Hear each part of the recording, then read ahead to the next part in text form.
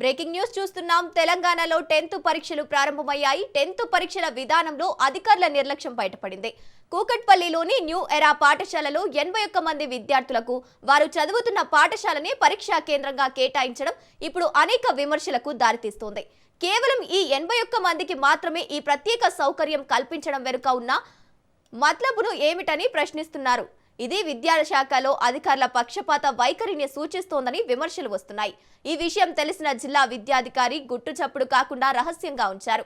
పరీక్షా కేంద్రానికి వెళ్తున్న విద్యార్థులకు హాల్ టికెట్ ఎవరికీ చూపించొద్దంటూ స్కూల్ యాజమాన్యం హుకుం జారీ చేసింది.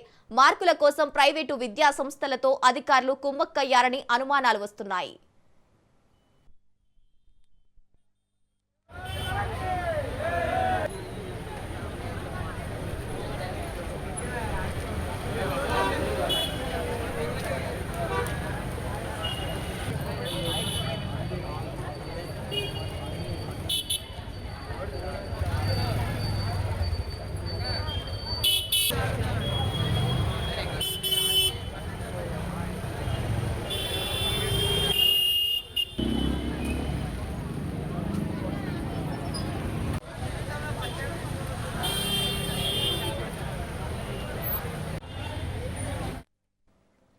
ఇక 10th పరీక్షల విధానంలో అధికారుల నిర్లక్ష్యం బట్టబయలైంది. ఇక కూకట్పల్లిలో న్యూ ఎరా పాఠశాలలో 81 మంది విద్యార్థులకు అదే పాఠశాలలో కేటాయించారు. ఇక ఇదే అంశానికి సంబంధించి పూర్తి డీటెయిల్స్ మా ప్రతినిధి సైదులు అందిస్తారు. సైదులు గంగోత్రి 10వ తరగతి పరీక్షలలో విద్యాశాఖ వైఫల్యం స్పష్టంగా కనిపిస్తుంది. దీనిపైన విమర్శలు వస్తున్నాయి. ఒకే స్కూల్లో చదువుతున్నటువంటి విద్యార్థులకు ఒకే సెంటర్ విద్యాశాఖ అధికారులు కేటాయించారు. సో 10 రోజుల క్రితమే 10వ తరగతి విద్యార్థులకు హాల్ టికెట్స్ కేటాయించడం జరిగింది. సో ఈ విషయం తెలిసి కూడా వెంటనే ఆపేసే అధికారం లేదంటే పై అధికారులకు చెప్పే అధికారం కూడా కింది స్థాయి అధికారులకు ఉంటుంది. లేదంటే నేరుగా మనకి 10th బోర్డు నుంచి హాల్ టికెట్స్ వస్తాయి కాబట్టి 10 రోజుల క్రితమే హాల్ టికెట్స్ ఇస్తున్న సమయంలోనే ఒక్కసారి చూసుకోవాల్సిన అవసరం ఉంటుంది.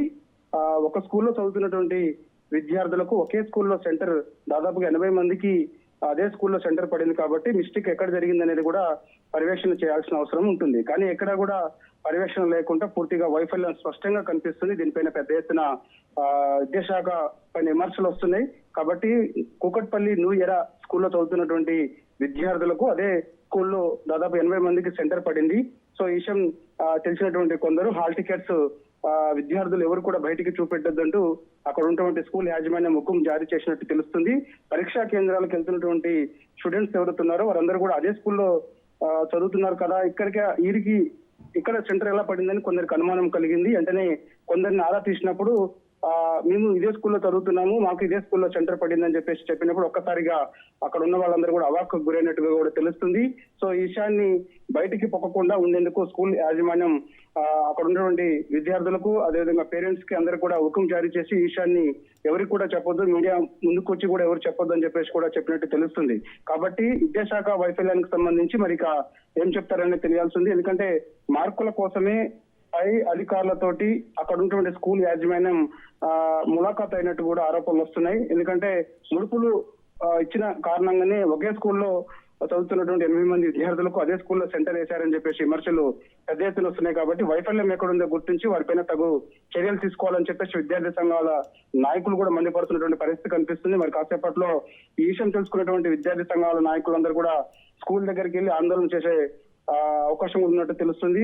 సో ప్రస్తుతం పరీక్ష రాస్తున్నారు కాబట్టి అక్కడ కొన్ని సెక్షన్స్ అమల్లో ఉంటాయి కాబట్టి సో 144 సెక్షన్ కూడా అమల్లో ఉంటుంది కాబట్టి ఎవరు కూడా అక్కడ ఆందోళన చేయడానికి కానీ లేకపోతే అక్కడ ఎటువంటి నిరసన కార్యక్రమం కూడా చేపట్టదు కాబట్టి సో పరీక్షా కేంద్రం ముగిసిన తర్వాత కొంత ఆందోళన కూడా చేపడతారని కూడా చెప్తున్నటువంటి పరిస్థితి కనిపిస్తుంది. విద్యార్థి సంఘాల నాయకులు ప్రస్తుతమైతే పరీక్షా కేంద్రానికి విద్యార్థులందరూ కూడా వెళ్ళారు, పరీక్ష రాస్తూ ఉన్నారు. సో ఈ రోజు మొదటి పరీక్ష కాబట్టి సో ఈ విమర్శలకు సంబంధించి మరి విద్యాశాఖ కానీ అదేవిధంగా స్కూల్ యాజమాన్యం కానీ ఎటువంటి సమాధానం చెప్తుందనేది కూడా తెలియాల్సింది. ఈ విషయం ఒప్పుకొని ఉండేందుకు మాత్రం అక్కడ ఉన్నటువంటి పేరెంట్స్ కి విద్యార్థులకు హుకుం జారీ చేయడం పైన కూడా విమర్శలు పెద్ద ఎత్తున వస్తున్నాయి.